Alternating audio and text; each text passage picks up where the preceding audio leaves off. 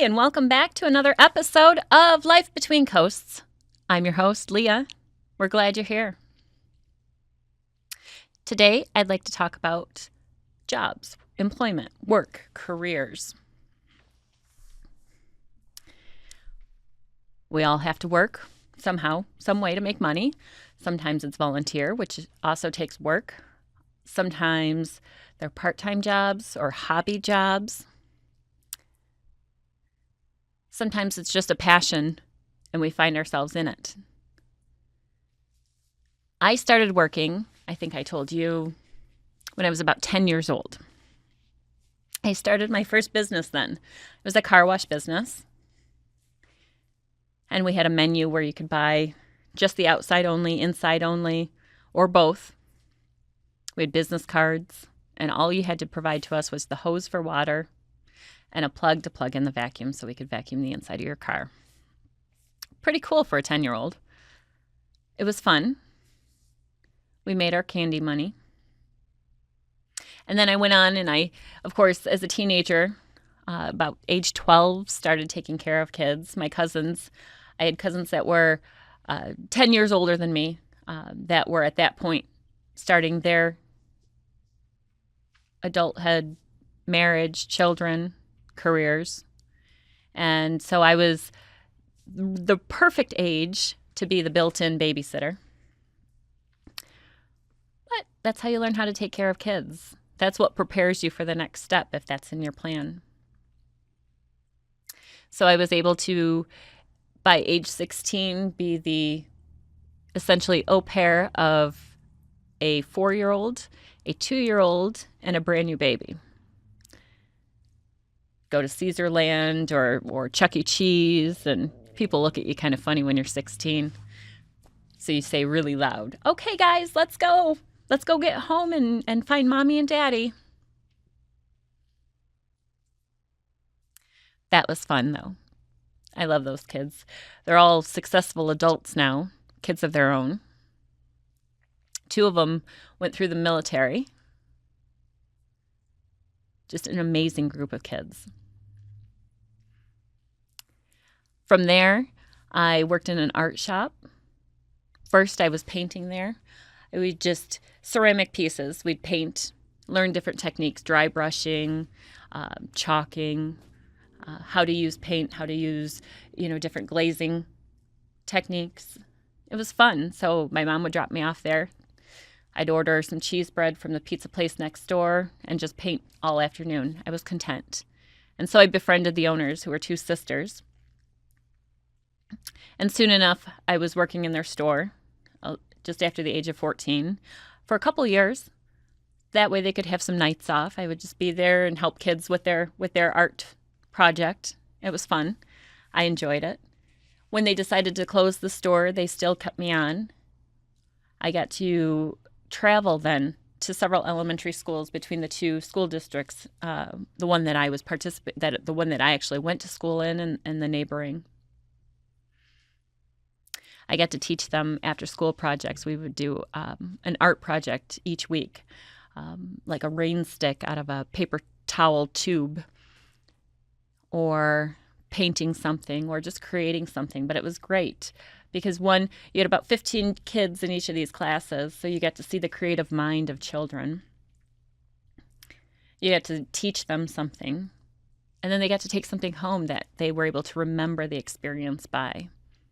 But the fact of the matter is that for that 3-hour period of time that we had the kids after school, they were there for that moment to get that art project done. They were present, and they enjoyed themselves and had fun, and they were able to take the memories away with them. That was fun. Then that's when I got involved into drama club. So I didn't hold a job during normal school schedules, but in the summer I did. I started to work. I worked in the maintenance department at a mall.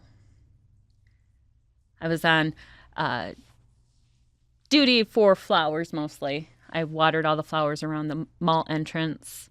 I learned how to mow lawns using the big ride behind equipment, not the zero turn, but like where you stand on the platform and you're on this big platform and it's 6 or 8 feet wide and you're just driving down the major highway that you're on. This one was Big Beaver and Coolidge. So I was at Somerset. And this was before the new side. Actually, it was the summer before that new side opened, just before they opened. And I painted parking structures and I cleaned up all the exterior. I did a lot of the exterior landscaping. It was fun. I learned a lot. The year after that, I became a waitress. That's when I started at the country club. And I got to meet a lot of people, come into contact with a lot of different business people, especially with the golf outings and the fundraisers and things that would go through there. But when I was working there, I was hired in as wait staff, but ended up wearing a lot of different hats. They would call me in to help decorate for the different seasons. I was receptionist. I would open up the pool area and offer refreshments to the members. And then I would just be available. But I was never intimidated by anybody that I worked with. I always saw them just as human, just as a regular person. It didn't matter how much money they had. They obviously had a lot more than I did. And I remember people being intimidated by the owner or by the general manager. And I was never intimidated by these guys. They were just nice people to me. The owner, very wealthy man, his kid, at least one of his children were a former professional hockey player. They're still avid business people in the area. And I'm thankful that they gave a teenager an opportunity to work at one of their locations. From there, I left and I went to school. The first year I didn't work. Obviously, I was having some issues. But when I moved to the other city, I had to pay rent then. I wasn't living in a dorm, so I needed to make my way. My parents could only help so much, but I had to pay my own. So although I was enrolled in classes, I lived off-site. I originally moved in with a couple roommates, and I was working as a hostess at a restaurant, a local restaurant. So 3 days a week I was working there, going to school full-time. And then during that period of time, I actually had the opportunity to work weekends as a seasonal job.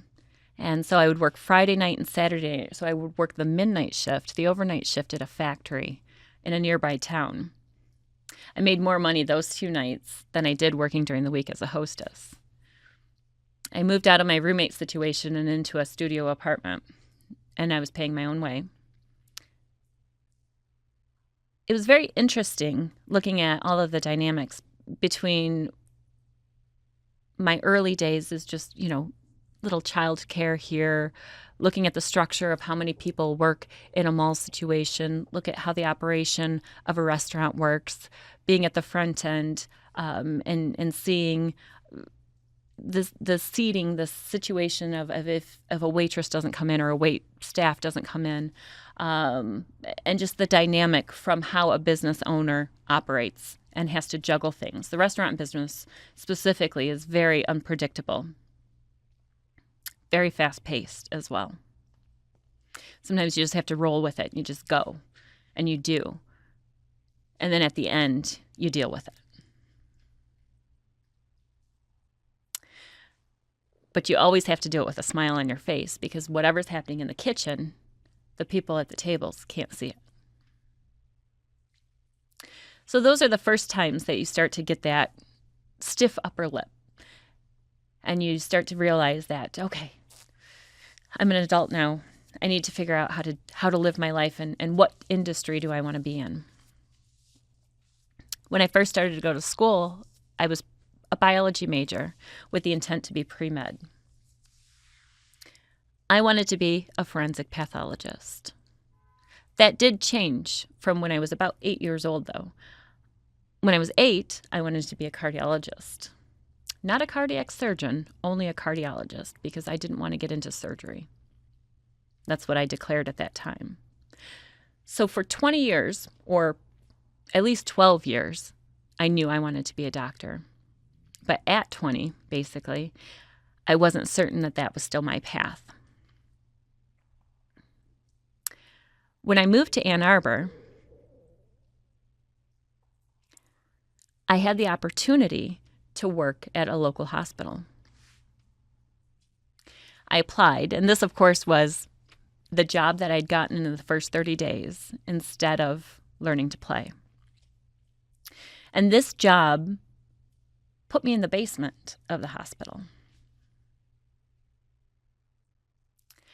I began work as a diener. And for those of you that don't know what a diener is, the best and most simplest way to explain to you was I assisted with autopsies. So here I am, not certain if I want to stay or remain in a biology major, if I want to pursue that as my final destination for a degree or for a profession that I want to be in. And I have an opportunity to live that life. So for about 2 years, I worked inside the morgue, and I was trained by one of the most amazing people out there. She had worked in this industry for 25 years at that point. She'd worked for numerous medical examiners. She was a very amazing person, and she trained me. Probably I would have to say I was probably one of the best, most well-trained dieners that she had under her guidance while she was there.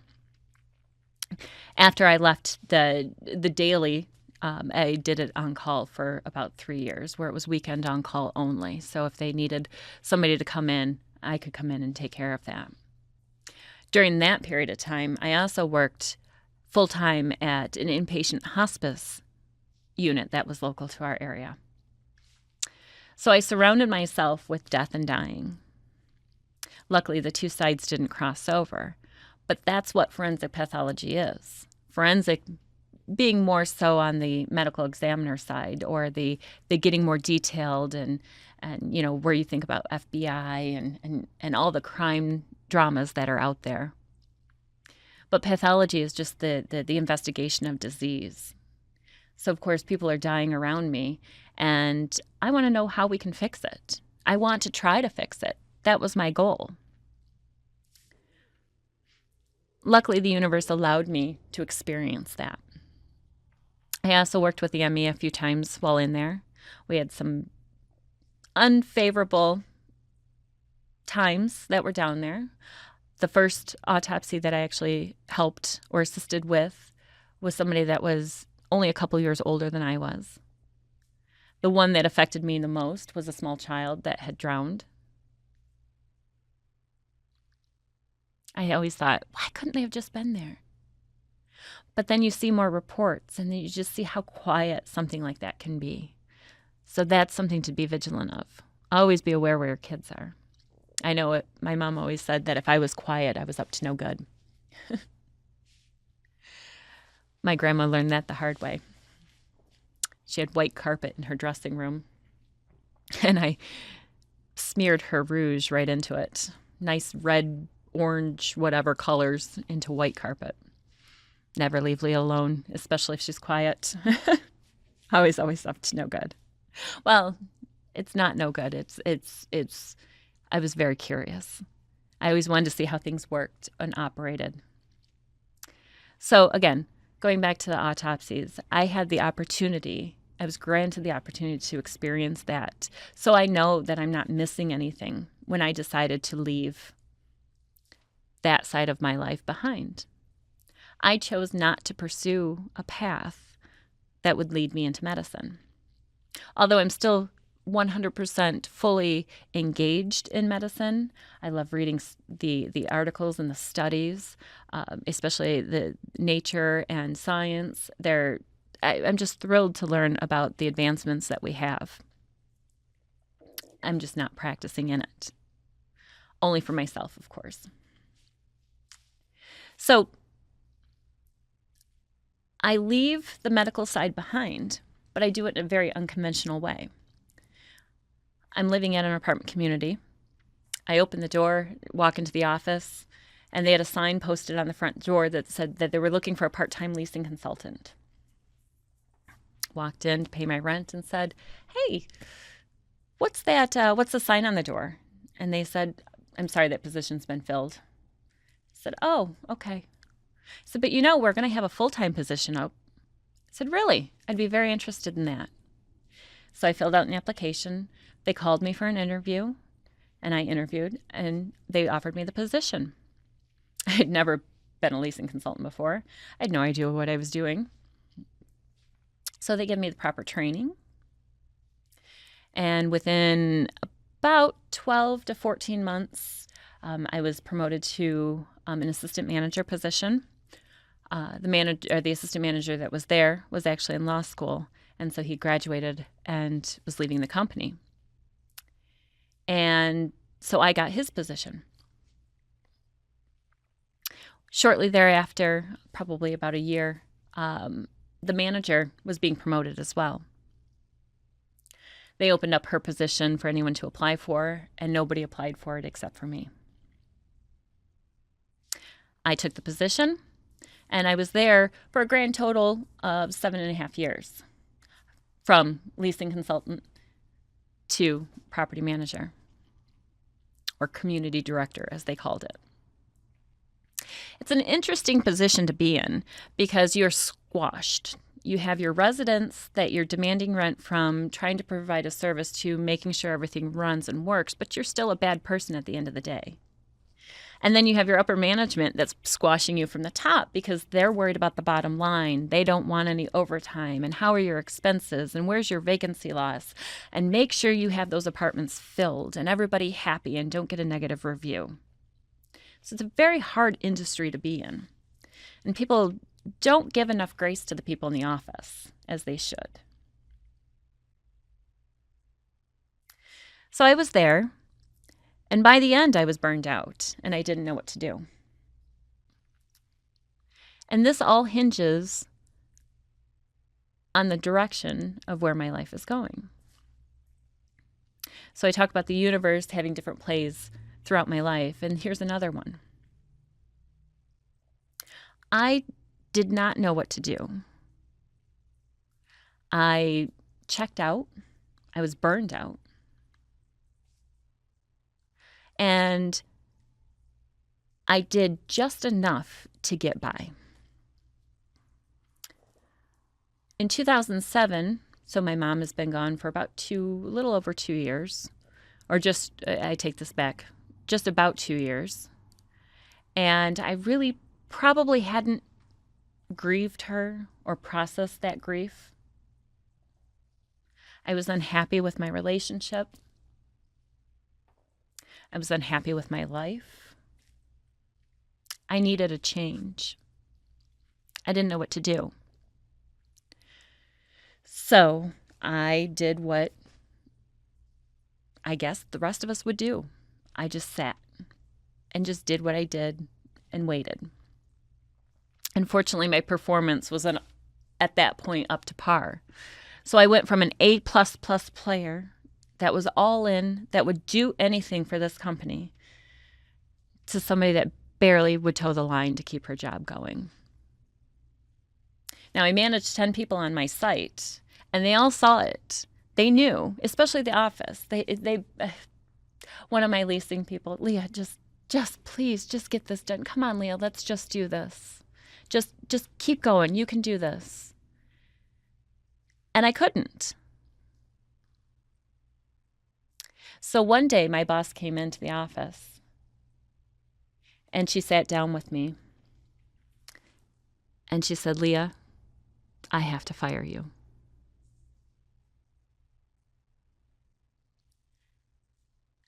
And I said, "That's okay. I understand."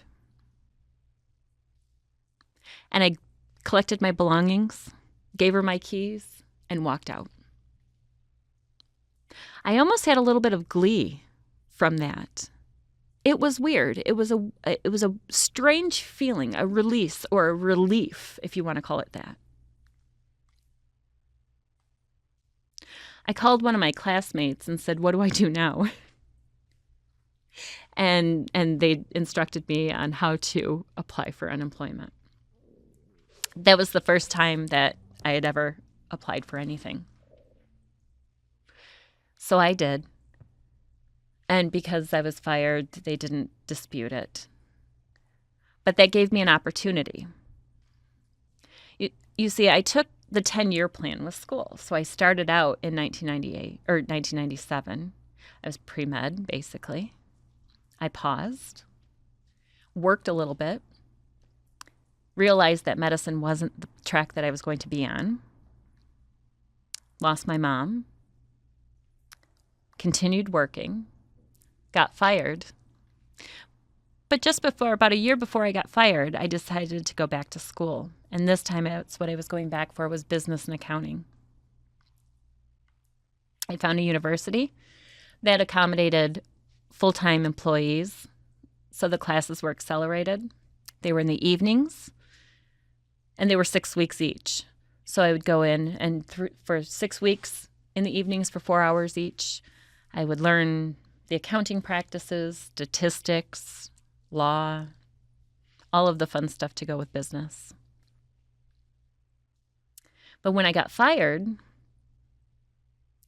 I was able to now spend all of my time and dedicate it to finishing my degree. Unfortunately, even if I tried to find a job, we were in the middle of a recession at this point. I wasn't going to be finding a job. The only thing I had going for me was my real estate license, and it was a housing crisis. Nobody was buying a house, nobody was selling a house, and everybody was in foreclosure. So I concentrated on my education, and I finished my degree. And by May of 2008, I had my bachelor's. Like I said, it only took me 10 years to get there. Now I'm raring to go, but again, nobody's hiring. I don't have any more unemployment. And I say, I still have half a mortgage I have to pay. I still have a car payment. I have insurance. How am I going to live? So I call my friend and said, can I come work for you? He kind of chuckled, but said, sure. So for 3 months, I joined his crew, which was a lovely ragtag kind of crew. And we cleaned carpets because that was his industry. I think they were ready to get rid of me by the end. I say that because I was the most optimistic carpet cleaner there ever was. For the sake of instant gratification, walking into an apartment, a vacant home where somebody's lived for 10 years and looking at the condition of the carpet, or even 5 years, or even 2 years. I mean, sometimes these carpets can be so terrible. But just for this one moment in time, you see something that's so just absolutely destroyed. And then you spray it, and then you clean it, and then it's amazing. It looks brand new. Instant gratification. I was in the best shape of my life in that 3-month period. Going up and down stairs, carrying hoses over your shoulder, winding things up, just the motion of carpet cleaning itself. It was extremely hard work, extremely long days, but you had a simple feeling of gratification when you were done because you did something, you were accomplished, you got it done.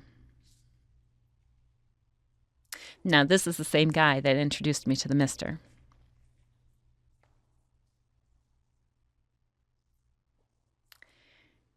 I still give him trouble about that. That's a joke, though. So anyway, I was in the best shape of my life, cleaning carpets, and that has to come to an end.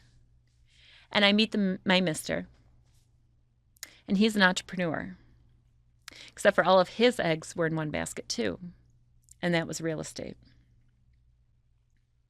So we were kind of in a similar situation. Here is a man that has everything in one basket with real estate, Could have sold, could have maneuvered and did a whole lot of things, but didn't. And here I am, basically starting over. I have nothing to show for anything that I've accomplished. I don't have, well, I don't have a house. I don't have any assets, really. I cashed out my 401k, the small amount that I had to finish paying for school.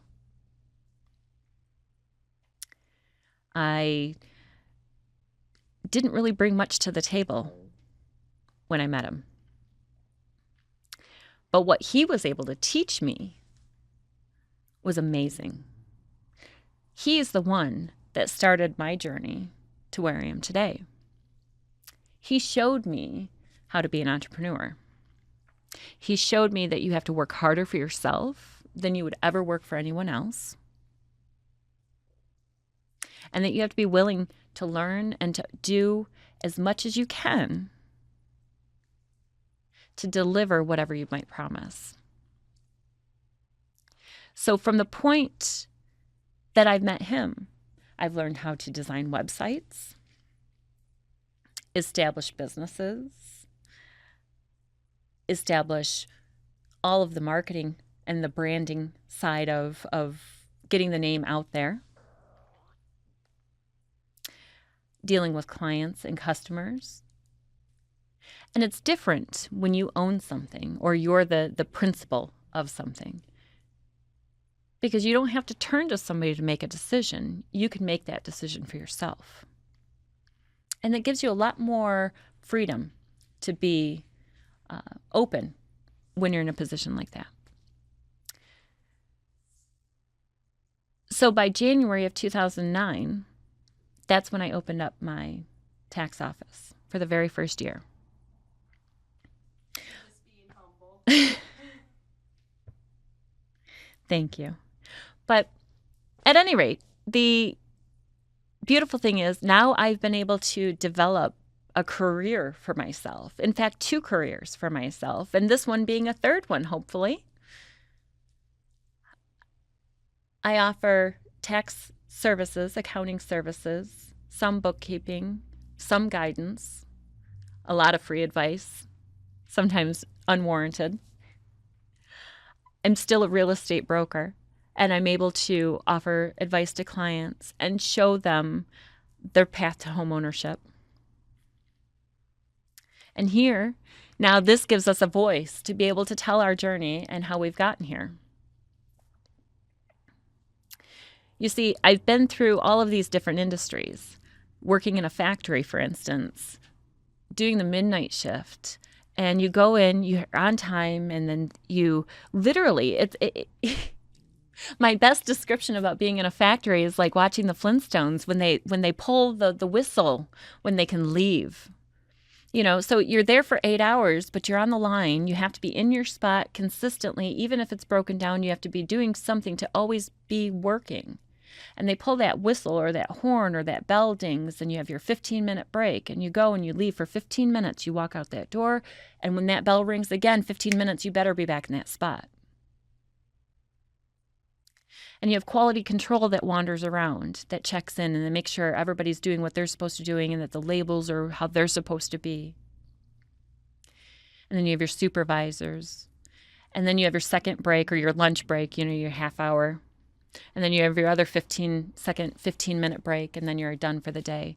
And it's just very strict. And I understand the way that's how a factory structure is.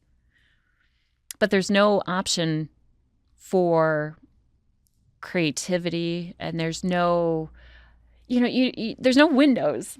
I know I was working the midnight shift, but you're not seeing outside unless you're in your break room.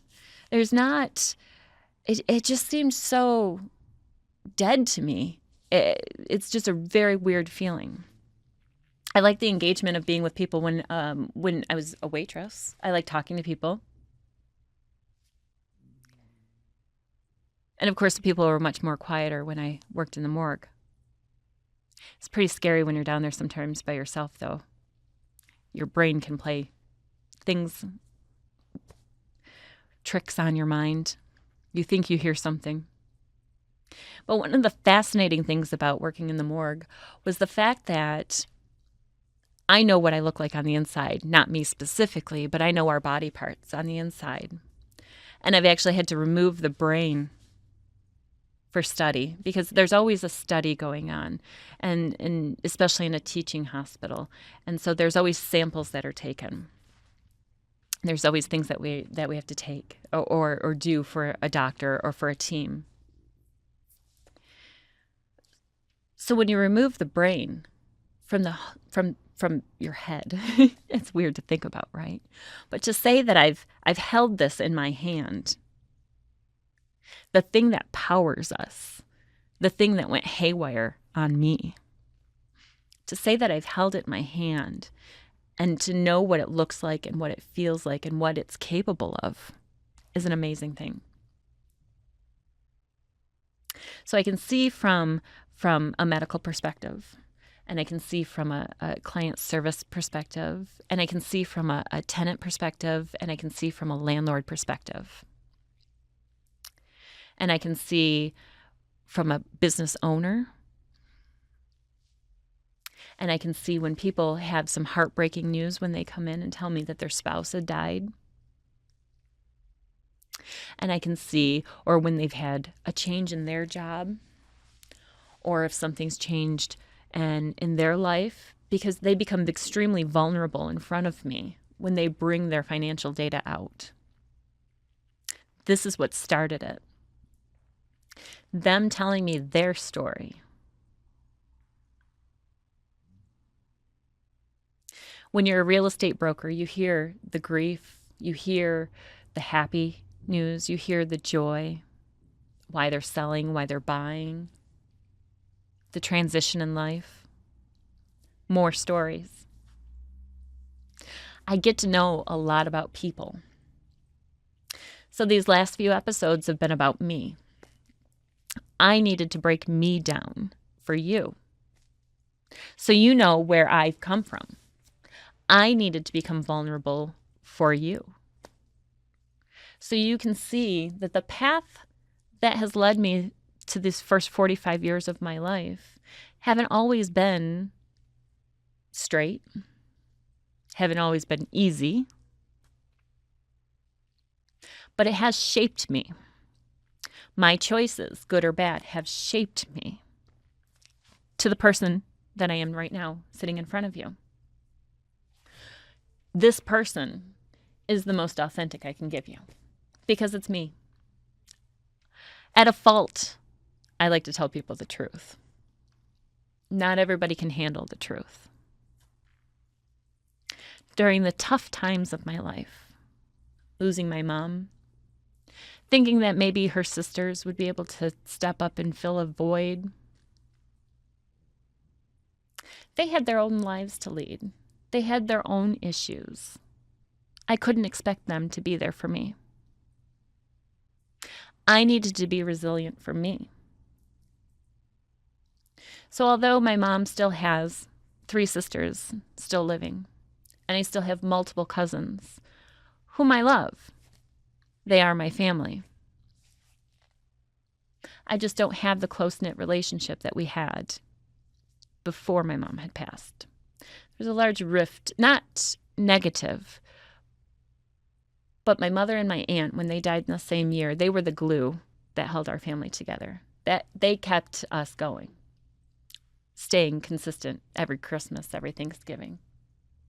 That started to fall apart during that period. And so, unfortunately, we don't have the close-knit family that we once had. But I do love them. All of this, so that all of my choices have led me here. So what I want to leave you with today is something that my mother wrote to me, and why it is so important that all of this has been tied together, and why I've had to become so vulnerable for you. She wrote this about 6 months after I made the decision to not verbally ask for help.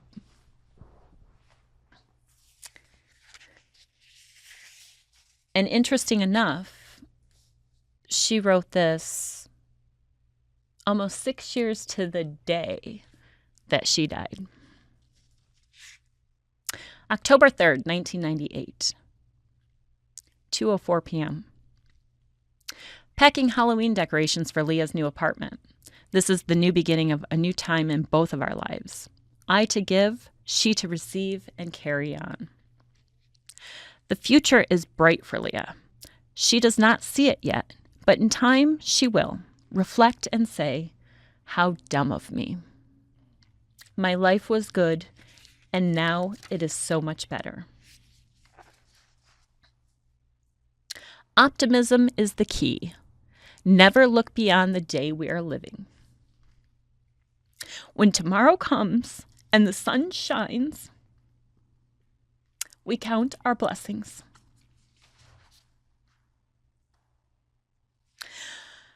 Whew. I read this out loud numerous times today in hopes of not crying. Sorry. Life is long, life is good, each day. Be happy and enjoy what we have today. Leah, my Leah, you are my love and life and yours, and you will be just fine. Do not look ahead, yet take each day and be happy for the great days you have already had. Reflect on the happiness you have in your heart. You have lots. Don't worry about the small stuff. We need to be positive. Use your heart to guide you into happiness. It won't let you down. I love you, Mom.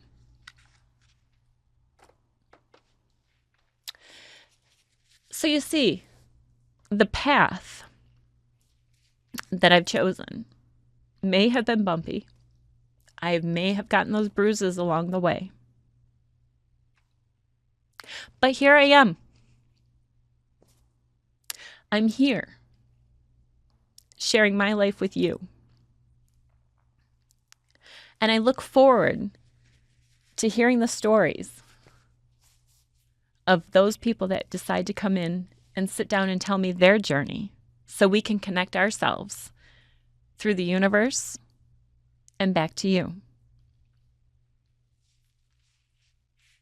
I'm really, really excited coming up because there's two things that are happening.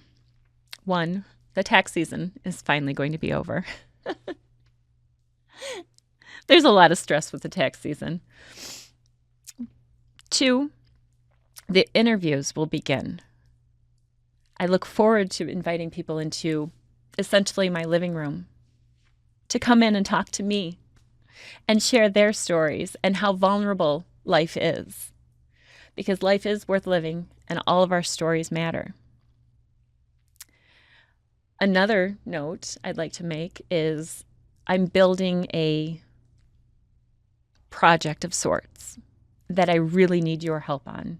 And I seem to say really quite a bit. But in this case, I do. I need your help. I need your followers' help.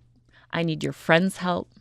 Anyone that you talk to, get them to join this project.